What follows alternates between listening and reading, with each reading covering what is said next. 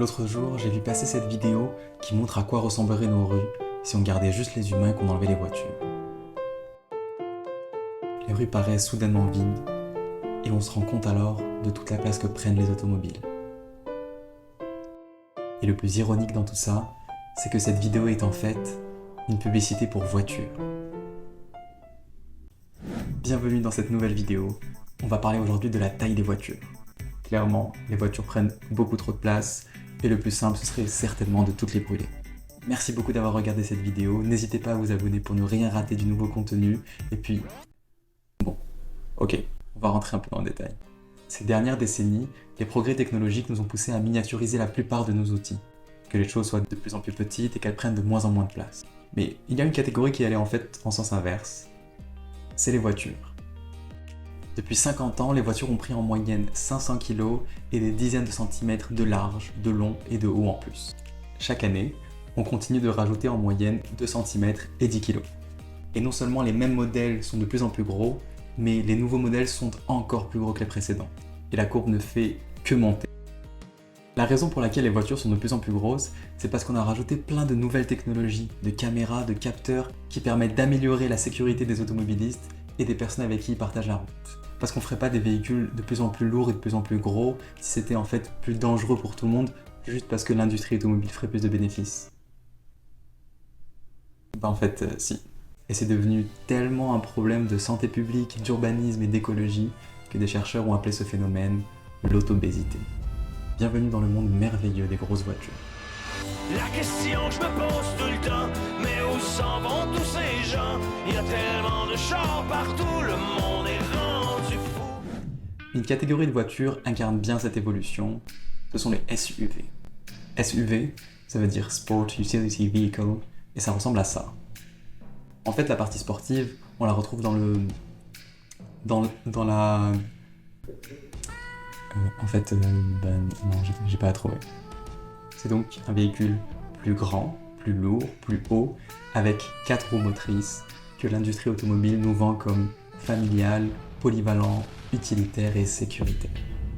Bon, vous l'avez compris, il y a un léger décalage entre ce que l'industrie automobile nous vend dans les publicités et la réalité de ce qui est probablement un des pires fléaux urbains. D'abord, les SUV c'est plus dangereux qu'une voiture standard, mais vraiment beaucoup plus dangereux. Augmenter de 10 cm la hauteur d'un capot, ça augmente de 30% le taux de mortalité en cas de choc avec un piéton. Et donc face à un SUV, un piéton a 3 fois plus de chances de mourir que face à un véhicule standard. Une des raisons, c'est qu'au lieu d'avoir un choc dans le bas du corps et d'être propulsé dans les airs, le point de contact se fait plus haut, au niveau des organes vitaux et de la tête, et on se fait rouler dessus. Ça fait pas exactement du bien un massage par un véhicule de 3 tonnes. Et si vous croyez être à l'abri face à un SUV quand vous êtes dans une voiture, eh ben détrompez-vous. Vous aurez quand même 2 fois plus de chances de mourir dans un accident. Parce que le problème, c'est pas juste la hauteur, c'est aussi le poids.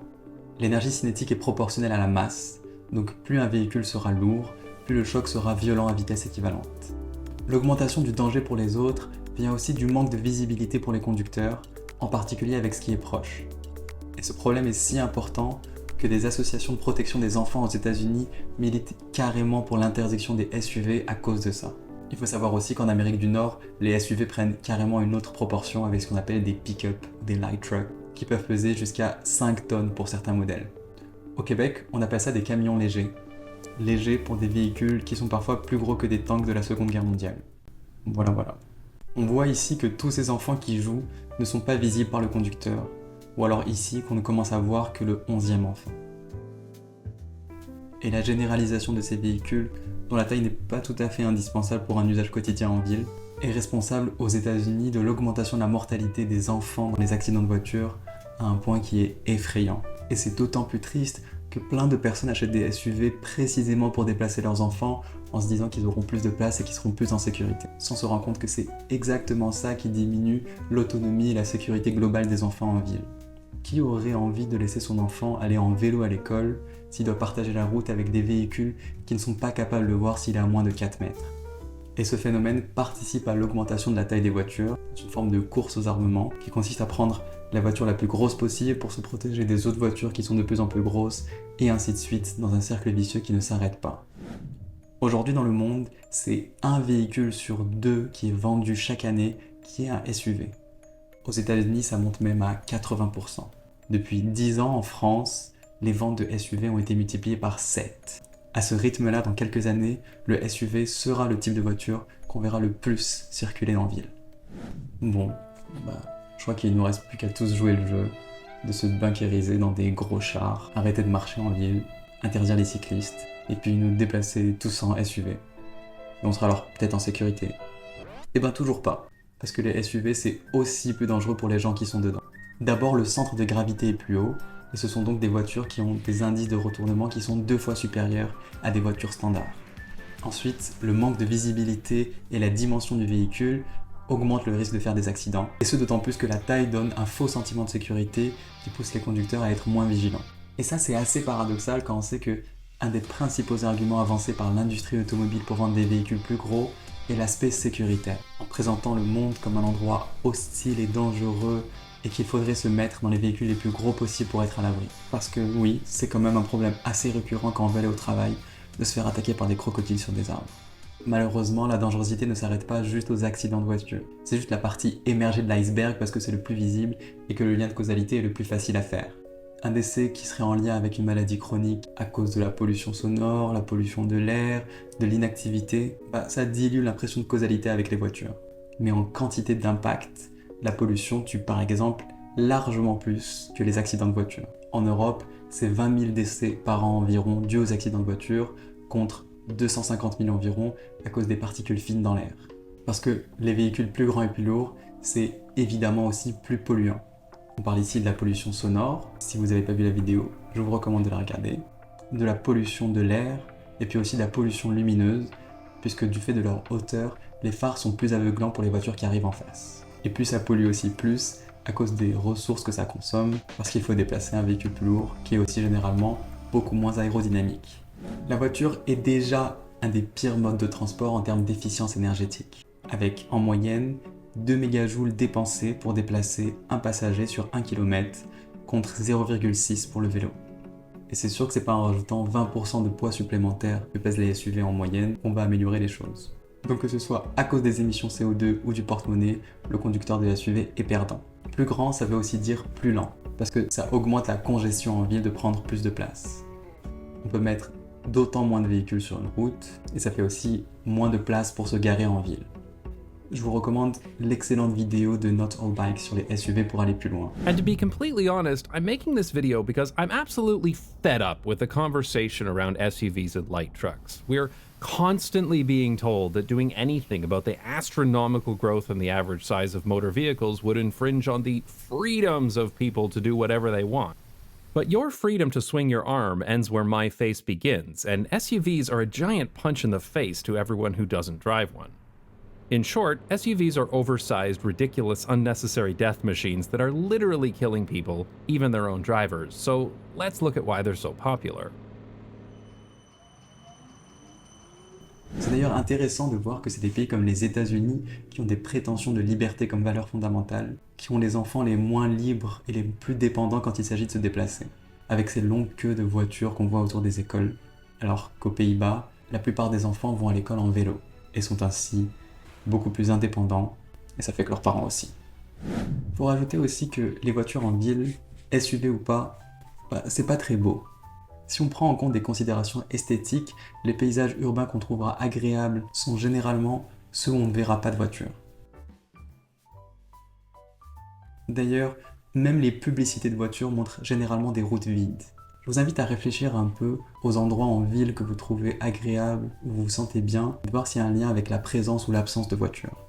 Et puis des voitures, en particulier grosses, ça coûte terriblement cher. Déjà pour les propriétaires de voitures, mais aussi pour les autres qui n'ont rien demandé. Ils ont le sentiment de beaucoup payer les automobilistes. Est-ce qu'il faut qu'ils payent encore davantage? On se pose la question après un rapport du Trésor qui chiffre ce que chaque voiture coûte à la collectivité. Et alors l'automobiliste coûte plus qu'il ne rapporte. Absolument. Ouais. Quand l'automobiliste il paye 10 €, principalement du péage et des taxes sur les carburants, en fait il coûte à la collectivité, à la société, 30 €. C'est la conclusion de cette étude du Trésor. Pourquoi il coûte? Émissions de gaz à effet de serre, pollution sonore, les routes qui s'usent, les accidents, enfin, toute une série de choses qui coûtent effectivement pas mal d'argent. Donc sur l'ensemble de la facture, l'automobiliste il paye simplement 36%. Ça veut dire que nous tous collectivement, chaque fois qu'un automobiliste fait 1 km, on paye de notre poche cet argent-là.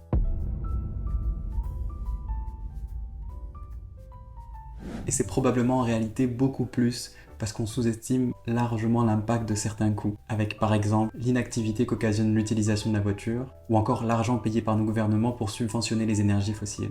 On peut parler aussi de certaines conséquences économiques positives qu'on tire de la réduction des espaces automobiles en ville. Les zones piétonnes ou les No Car Day augmentent généralement de beaucoup les chiffres d'affaires des boutiques des rues concernées, la fréquentation dans les restaurants, etc. On se rend compte aussi de tout l'espace libéré dans les rues quand les voitures n'y circulent plus et n'y sont plus garées, et de tout ce qu'on peut y faire à la place. La demande induite qu'on a vue dans cette vidéo, ça marche aussi pour les piétons. Quand on donne un espace aux gens, ils l'utilisent. Mais alors, si c'est si terrible individuellement et collectivement d'utiliser des voitures de plus en plus grosses, pourquoi est-ce qu'on continue d'aller dans ce sens ? Comme souvent, quand on essaie de comprendre des phénomènes complexes aux explications multifactorielles, c'est aidant de voir quels sont les intérêts de chacun dans le système. Le premier acteur, c'est l'industrie automobile. Eux, c'est assez simple, ils font plus de bénéfices avec les véhicules plus gros et ont donc un intérêt à en vendre le plus possible. Il y a aussi l'industrie pétrolière et celle de l'énergie, qui a un intérêt à ce que les véhicules consomment le plus possible, et donc le plus lourd, c'est le mieux. Et il y a les décideurs politiques ensuite, qui pour la plupart orientent les villes vers des designs qui sont voitures centrés, pour favoriser l'accessibilité à des centres commerciaux et autres joyeusetés qui sont généralement alignés avec des intérêts économiques de multinationales. Et malheureusement, les acteurs politiques ont souvent un rapport à leur conflit d'intérêts qui est pour le moins discutable. Et puis c'est dur aussi, parce que limiter même un peu la place des voitures en ville, c'est rapidement très impopulaire, en tout cas au début. Parce que les interventions contre les voitures sont perçues par les gens comme des menaces personnelles. Je vous conseille la vidéo de GCN qui traite de la motonormativité, qui montre bien les biais positifs qu'on a tous été conditionnés à avoir pour les voitures et les automobilistes. Over the last 100 years, the world has been brainwashed. In this video, I'm going to explain how. Who do you think poses a greater risk to your safety as a pedestrian, cars or bikes? Bikes. Bikes, I think. Oh, I think bikes. And what if I said that cars kill 500 pedestrians a year and bikes kill 2? I would say that those cars are often killing people because bikes are forcing them over the middle of the road and causing problems. I flagged down a whole load of people and more than half said exactly that. Why? Why are we blind, not just to that statistic, but all of the others that show that driving is a huge public health hazard? And if you found that slightly triggering, you've been brainwashed too. Et puis enfin, il y a les consommateurs, qui sont immergés dans des modèles qui valorisent l'utilisation de la voiture à coup de publicité et qui sont influencés par cette petite musique qu'on entend de plus en plus, qui présente le monde extérieur comme hostile, qui nous pousse tous à nous barricader dans des véhicules le plus protecteurs symboliquement possible et qui présente l'autre comme dangereux. Toute ressemblance avec la situation politique aujourd'hui dans le monde est purement fortuite.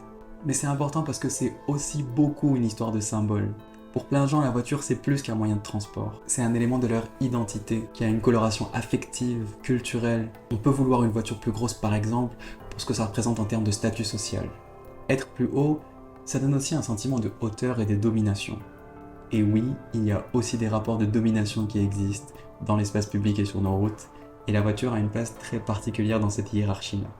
Et puis, il faut le répéter, encore et toujours, on ne peut pas reprocher aux gens d'utiliser une voiture si leur ville a été construite pour ça et qu'il n'y a pas d'alternative qui soit vraiment attractive, efficace et sécuritaire. Donc, des transports en commun idéalement gratuits, fonctionnels, réguliers, où il y a toujours une place assise, des voies cyclables sur lesquelles on serait confortable de laisser aller ses enfants en vélo, et puis des systèmes qui favorisent l'autopartage pour qu'une voiture puisse être utilisée plusieurs fois par heure, plutôt que de rester 80% du temps à occuper la moitié de l'espace public pour rien. Alors peut-être qu'on peut essayer de changer notre imaginaire, faire rêver les enfants à jouer au vélo plutôt qu'au vroom vroom, valoriser des actions qui vont dans le sens où l'intérêt individuel est aligné avec l'intérêt collectif. Si on peut se passer des voitures en ville, tant mieux. Si on peut pas, tant qu'à faire, on essaie de pas acheter les véhicules les plus gros possibles et c'est déjà un bon début. Je suis curieux de lire vos avis en commentaire et à bientôt pour une nouvelle vidéo. Un pays développé n'est pas un lieu où les pauvres ont des voitures, c'est un lieu où les riches utilisent les transports en commun.